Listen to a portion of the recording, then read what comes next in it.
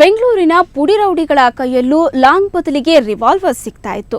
ಇದು ಎಲ್ಲಿಂದ ಬರ್ತಿದ್ಯಪ್ಪ ಅಂತ ಕಂಗಾಲಾಗಿದ್ದ ಪೊಲೀಸರಿಗೆ ಅಕ್ರಮ ಶಸ್ತ್ರಾಸ್ತ್ರ ಮಾರಾಟ ಜಾಲವೇ ಸಿಕ್ಕಿಬಿದ್ದಿದೆ. 19 ಪಿಸ್ತೂಲು ಹಾಗೂ 5 ರಿವಾಲ್ವರ್ಗಳು ಬಂಧಿತರಿಂದ ವಶಪಡಿಸಿಕೊಳ್ಳಲಾಗಿದೆ.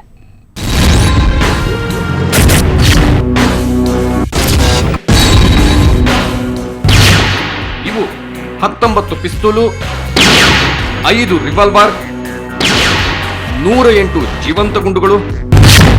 ಎಸ್, ಇವೆಲ್ಲ ನಮ್ಮ ಬೆಂಗಳೂರಲ್ಲಿ ಸಿಕ್ಕಿರುವ ಅಕ್ರಮ ಶಸ್ತ್ರಾಸ್ತ್ರಗಳು.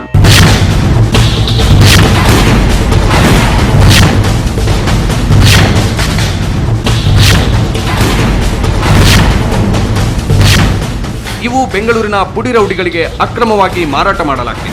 ಹಲಸೂರುಗೆ ಠಾಣಾ ವ್ಯಾಪ್ತಿಯಲ್ಲಿ ಮಾರಾಟ ಮಾಡುತ್ತಿದ್ದಾಗ ಬೆಂಗಳೂರು ಸಿಸಿಬಿ ಪೊಲೀಸರಿಗೆ ಈ ಅಕ್ರಮ ಶಸ್ತ್ರಾಸ್ತ್ರಗಳು ಸಿಕ್ಕಿವೆ.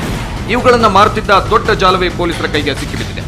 ಈ ಅಕ್ರಮ ಶಸ್ತ್ರಾಸ್ತ್ರ ಜಾಲದ ರೂವಾರಿಗಳು ಬಿಜಾಪುರದ ಬಾಷಾ ಸಾಬ್, ಉತ್ತರ ಪ್ರದೇಶದ ದಿಲ್ಶಾದ್, ಮೊಹಮ್ಮದ್ ಆರಿಫ್ ಮತ್ತು ಮಧ್ಯಪ್ರದೇಶದ ಧನ್ಕೌರ್ ಎಂಬ ಮಹಿಳೆ. ಈ 4 ಜನರನ್ನು ಬಂಧಿಸಿ ಒಟ್ಟು 19 ಪಿಸ್ತೂಲ್ಗಳು, 5 ರಿವಾಲ್ವರ್ಗಳು, 108 ಗುಂಡುಗಳು ಮತ್ತು ಇತರೆ ವಸ್ತುಗಳನ್ನು ವಶಪಡಿಸಿಕೊಂಡಿದ್ದಾರೆ. ಈ ಜಾಲ ಅಕ್ರಮ ಶಸ್ತ್ರಾಸ್ತ್ರಗಳನ್ನ ಬರೀ ಬೆಂಗಳೂರಿನಲ್ಲಷ್ಟೇ ಮಾರಾಟ ಮಾಡ್ತಿರ್ಲಿಲ್ಲ. ಈ ಜಾಲ ಇಡೀ ದೇಶದಲ್ಲೇ ತನ್ನ ಕಬಂಧ ಬಾಹುಗಳನ್ನ ಹರಡಿಕೊಂಡಿರುವ ಆತಂಕಕಾರಿ ಅನುಮಾನ ಕೂಡ ವ್ಯಕ್ತವಾಗಿದೆ.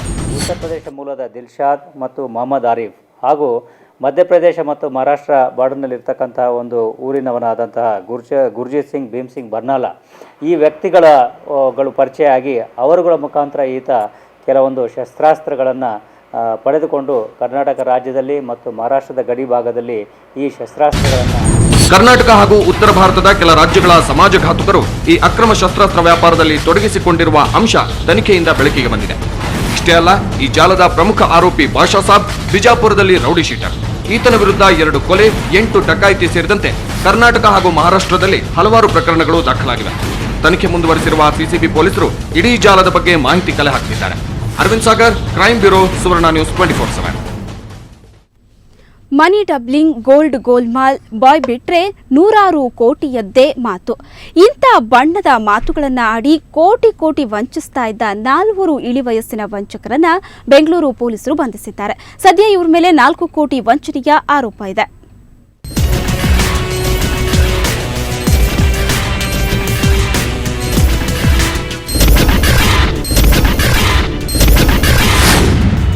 ಇವರು ಯಾರು ಗೊತ್ತಾ? ಹೆಸರು ಎಂಜಿ ರಾಮಚಂದ್ರನ್, ವಯಸ್ಸು 75, ಸ್ಥಳ ಬೆಂಗಳೂರು. ಹೆಸರು ಗೀತಾ, ವಯಸ್ಸು 44, ಸ್ಥಳ ಬೆಂಗಳೂರು. ಹೆಸರು ಮೊಹಮ್ಮದ್ ಫಾರೂಕ್, ವಯಸ್ಸು 62, ಸ್ಥಳ ಮೈಸೂರು. ಈ ಮೂವರನ್ನು ಒಮ್ಮೆ ಹಾದಿ ಬೀದಿಯಲ್ಲಿ ನೋಡಿ ಮರೆತಿದ್ದರೆ ಮತ್ತೊಮ್ಮೆ ನೆನಪಿಸಿಕೊಳ್ಳಿ. ಕಾರಣ ಅಂದ್ರೆ ಕಷ್ಟದಲ್ಲಿರೋ ಬಡವರು, ನೊಂದವರು, ಸಣ್ಣ ಪುಟ್ಟ ಬಿಸ್ನೆಸ್ ಮನ್ಗಳೇ ಇವರ ಟಾರ್ಗೆಟ್. ಚಿತ್ತೂರು ಜಿಲ್ಲೆ ಕಾಣಿಪಾಕಂ ಕ್ಷೇತ್ರದ ಶ್ರೀ ಬಿಜಿ ಸತ್ಯಸಾಗರ್ ಸ್ವಾಮಿ ಅವರೊಂದಿಗೆ ಒಡಂಬಡಿಕೆ ಆಗಿದೆ ಅಂತ ಹೇಳಿಕೊಂಡು ಕೋಟಿಯ ಬಿಸ್ನೆಸ್ ಮಾತುಗಳು ಆರಂಭಿಸೋದು ಇವರ ಕಲೆ. ಆನಂತರ ಕೋಟಿ ಕೊಟ್ಟರೆ 6 ತಿಂಗಳಲ್ಲಿ 2 ಕೋಟಿ ರೂಪಾಯಿ ಹಣ ಕೊಡೋದಾಗಿ ಹೇಳಿ ಕೊನೆಗೆ ಕೊಟ್ಟೋರ ಜೀವನಕ್ಕೆ ಸಂಚಕಾರ ತರ್ತಾರೆ ಇವರು. ಮನೆಗೆ ಬಂದ್ಬಿಟ್ಟು ಒಂದು ಕಾಣಿಪಾಕಂ ಸ್ವಾಮೀಜಿ ಒಬ್ಬರು ಸತ್ಯಸಾಗರ್ ಅಂತ ಸ್ವಾಮೀಜಿ ಇದ್ದಾರೆ. ಅವ್ರ ಹತ್ರ ಒಂದು ಮೆಮೊ ಆಫ್ ಅಂಡರ್ಸ್ಟ್ಯಾಂಡಿಂಗ್ ಮಾಡಿಕೊಂಡು 300 ಕೋಟಿ ರೂಪಾಯಿ ಹಣ ವ್ಯವಹಾರವನ್ನು ನಾವು ಮಾಡ್ತಾ ಇದ್ದೀವಿ. 300 ಕೋಟಿ ಹಣವನ್ನು ನಾವು ಕಲೆಕ್ಟ್ ಮಾಡ್ಕೊಂಡು ಬ್ಯಾಂಕಿಗೆ ಡೆಪಾಸಿಟ್ ಮಾಡ್ತಾ ಇದ್ದೀವಿ. ಆ ಮೂಲಕ ನಾವು ಇತರೆ ಬಿಸ್ನೆಸ್ಸನ್ನು ಮಾಡಿ ನಿಮಗೆ ಹಣವನ್ನು ದ್ವಿಗುಣ ಮಾಡ್ತೀವಿ ಅಂತ ಸ್ವಾಮೀಜಿ ಹೆಸರು ಹೇಳ್ಕೊಂಡು ಒಂದು ಮೆಮೊ ಆಫ್ ಅಂಡರ್ಸ್ಟ್ಯಾಂಡಿಂಗ್ ಒಂದು ಕಾಪಿ ಇಟ್ಕೊಂಡು ಈ ಕಾಪಿ ಮೂಲಕ ಅವರು ಇವ್ರ ಮನೆಗೆ ಬರ್ತಾರೆ, ಅಶೋಕ್ ಅವ್ರ ಮನೆಗೆ ಬರ್ತಾರೆ. ಇದೀಗ ವಿದ್ಯಾರಣ್ಯಪುರ ಪೊಲೀಸರ ಬಲೆಗೆ ಬಿದ್ದಿರೋ ಈ ಮೂವರಿಗೆ ತೀರ್ಥಹಳ್ಳಿಯ ಪ್ರಕಾಶ್, ಮೈಸೂರು ಮಾದೇಶ, ಯಶವಂತಪುರದ ಭಗವತಿ, ಸಿದ್ದಪ್ಪ ಅನ್ನೋ ಏಜೆಂಟ್ಗಳಿದ್ದು ಇವರ ಮೂಲಕ ಗಿರಾಕಿಗಳನ್ನ ಹುಡುಕುತ್ತಿದ್ರಂತೆ. ಈ ಚಾಲಾಕಿ ವಂಚಕರ ವಂಚನೆ ತಂತ್ರಗಳು ಏನು ಅಂತೀರಾ? ಎಸಿಪಿ ಅವರಿಂದಲೇ ಕೇಳಿ. 300 ಟನ್ ಚಿನ್ನ ವ್ಯವಹಾರ ಇದ್ದರೆ ಬನ್ನಿ ಅನ್ನೋ ರೀತಿಯಲ್ಲಿ ಮಾತಾಡೋದು. ಮತ್ತು ಯಾವುದೇ ವ್ಯವಹಾರ ಇದ್ದರೂ 100 ಕೋಟಿ 200 ಕೋಟಿ ಮೇಲೆ ವ್ಯವಹಾರ ಇದ್ದರೆ ಬನ್ನಿ, ನನ್ನ ಹತ್ರ ಬರಬೇಡಿ ಅಂತ ಅಶೋಕ್ ಮುಂದೆ ಇನ್ನೊಬ್ಬರ ಹತ್ರ ಮಾತಾಡ್ತಾ ಇರೋದು. ಈಗ ನಂಬಿಸಿ ಇವಾಗ ದೊಡ್ಡ ಕೋಟ್ಯಾಧಿಪತಿ, ಯಾವುದೋ ದೊಡ್ಡ ಕೋಟ್ಯಾಂತರ ರೂಪಾಯಿ ವ್ಯವಹಾರ ಮಾಡ್ತಿದ್ದಾರೆ ಅಂತ ತಿಳ್ಕೊಳ್ಳೋ ರೀತಿಯಲ್ಲಿ ಅವ್ರನ್ನ ನಂಬಿಸಿ ಇವರು ಈ ತನಕ ಬರೋಬ್ಬರಿ ವಂಚಿಸಿರೋದು 4 ಕೋಟಿ ಅನ್ನೋದು ಗೊತ್ತಾಗಿದೆ. ಇವರ ವಂಚನೆ ಮತ್ತು ಮರಳು ಮಾತಿಗೆ ಬಲಿಯಾಗಿ ವಿದ್ಯಾರಣ್ಯಪುರದ ಅಶೋಕ್ ಹಣ ಕಳೆದುಕೊಂಡಿದ್ದಾರೆ. ಇದೇ ಬೇಸರದಲ್ಲಿ ಅಶೋಕ್ ರೈಲಿಗೆ ತಲೆ ಕೊಟ್ಟು ಆತ್ಮಹತ್ಯೆ ಕೂಡ ಮಾಡಿಕೊಂಡಿದ್ದಾರೆ. ಇನ್ನು ಪತಿ ಅಶೋಕ್ ಡೆತ್ ನೋಟ್ ನೋಡಿದ ಪತ್ನಿ ಭಾರತಿ ನೀಡಿದ ದೂರಿನ ಮೇಲೆ ಪೊಲೀಸರು ಈ ಇಳಿ ವಯಸ್ಸಿನ ವಂಚಕರನ್ನು ಜೈಲಿಗೆ ಬಿಟ್ಟು ಬಂದಿದ್ದಾರೆ. ಸಿ ಮಂಜುನಾಥ್, ಕ್ರೈಮ್ ಬ್ಯೂರೋ, ಸುವರ್ಣ ನ್ಯೂಸ್ 24/7. ರಾಜ್ಯದ ಖಾಸಗಿ ಕಾಲೇಜುಗಳಲ್ಲಿ ನಡೀತಾ ಇರೋ ಡ್ರಾಪ್ಔಟ್ ಹಗರಣ ಕರಾಳ ರೂಪವನ್ನು ಸುವರ್ಣ ನ್ಯೂಸ್ ಬಯಲಿಗೆಳೆದಿತ್ತು. ನಮ್ಮ ರಹಸ್ಯ ಕಾರ್ಯಾಚರಣೆಯ ಮಾಹಿತಿ ಬೆನ್ನತ್ತಿದ ರಾಜ್ಯ ಸಿಸಿಬಿ ಪೊಲೀಸರು ಭರ್ಜರಿ ಬೇಟೆಯನ್ನೇ ಮಾಡಿದ್ದಾರೆ. ಪ್ರಮುಖ ಏಜೆಂಟ್ಗಳು ಸೇರಿದಂತೆ ಒಟ್ಟು 11 ಮಂದಿಯನ್ನ ಬಂಧಿಸಿದ್ದಾರೆ.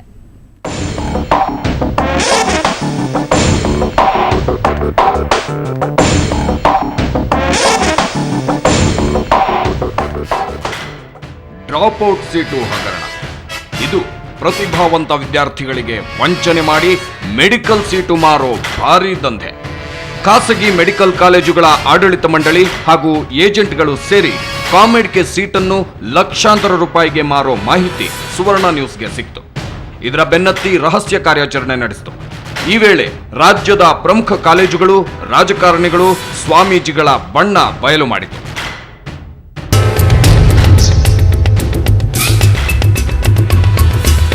ಸುವರ್ಣ ನ್ಯೂಸ್ನಲ್ಲಿ ಬಂದ ಸ್ಫೋಟಕ ಮಾಹಿತಿಯಿಂದ ಎಚ್ಚೆತ್ತುಕೊಂಡ ರಾಜ್ಯ ಸಿಸಿಬಿ ಪೊಲೀಸರು ಪ್ರಮುಖ ಏಜೆಂಟ್ಗಳು ಸೇರಿದಂತೆ 11 ಮಂದಿಯನ್ನು ಬಂಧಿಸಿದ್ದಾರೆ.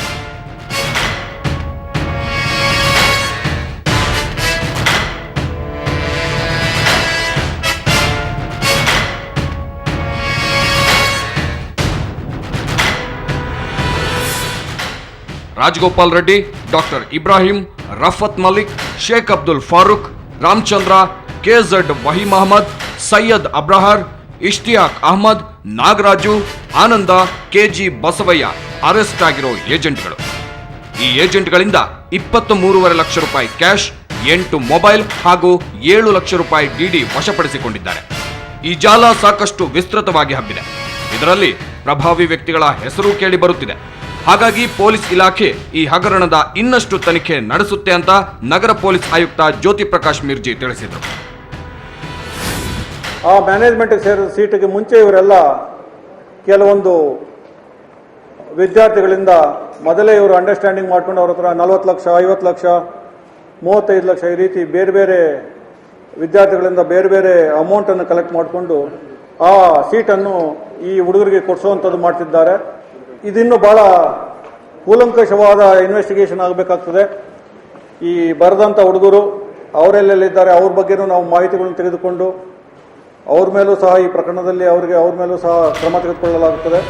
ಈ ಹಗರಣದಲ್ಲಿ ಕಾಂಗ್ರೆಸ್ ಹಿರಿಯ ಮುಖಂಡ ಶಾಮನೂರು ಶಿವಶಂಕರಪ್ಪ, ಬಿಜೆಪಿ ಶಾಸಕ ಶಶಿಲ್ ನಮೋಶಿ, ರಾಹುಲ್ ಗಾಂಧಿ ಸಹಚರ ಕುಂಟಲ್ ಕೃಷ್ಣ ಅವರ ಹೆಸರು ಕೇಳಿ ಬರುತ್ತಿದೆ.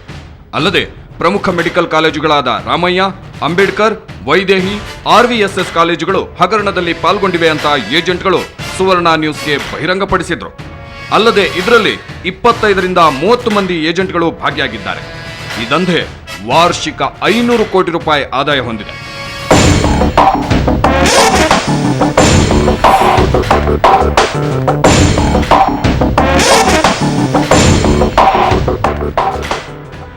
ಭಾರೀ ಹಗರಣದಲ್ಲಿ ಸಚಿವರು, ಶಾಸಕರು ಸೇರಿದಂತೆ ಅನೇಕ ಗಣ್ಯ ವ್ಯಕ್ತಿಗಳ ಹೆಸರು ಕೇಳಿ ಬರ್ತಾ ಇದೆ. ಆದರೆ ಸರ್ಕಾರ ಯಾಕೋ ಇವರ ಬಗ್ಗೆ ಚಕಾರನೇ ಎತ್ತಾ ಇಲ್ಲ. ಅಷ್ಟೇ ಅಲ್ಲ, ಈ ಹಗರಣದಿಂದಾಗಿ ಸಾವಿರಾರು ಬಡ ಹಾಗೂ ಮಧ್ಯಮ ವರ್ಗದ ವಿದ್ಯಾರ್ಥಿಗಳು ವೈದ್ಯಕೀಯ ಶಿಕ್ಷಣದಿಂದಲೇ ವಂಚಿತರಾಗಿದ್ದಾರೆ. ಹಾಗಾಗಿ ಸರ್ಕಾರ ಮತ್ತೆ ಕಾಮೆಡ್ಗೆ ಕೌನ್ಸಿಲಿಂಗ್ ನಡೆಸುವಂತೆ ಕ್ರಮ ಕೈಗೊಳ್ಳಬೇಕು. ಆಗ ಈ ವಿದ್ಯಾರ್ಥಿಗಳಿಗೆ ನ್ಯಾಯ ಸಿಕ್ಕಿದಂತಾಗುತ್ತೆ. ಕ್ಯಾಮರಾಮನ್ ಅತೀಕ್ ಜೊತೆ ಜಯಶಂಕರ್ ಹಾಗೂ ವಿಜಯಲಕ್ಷ್ಮಿ ಶಿವರೂರು, ಸುವರ್ಣ ನ್ಯೂಸ್ 24/7 ಬೆಂಗಳೂರು.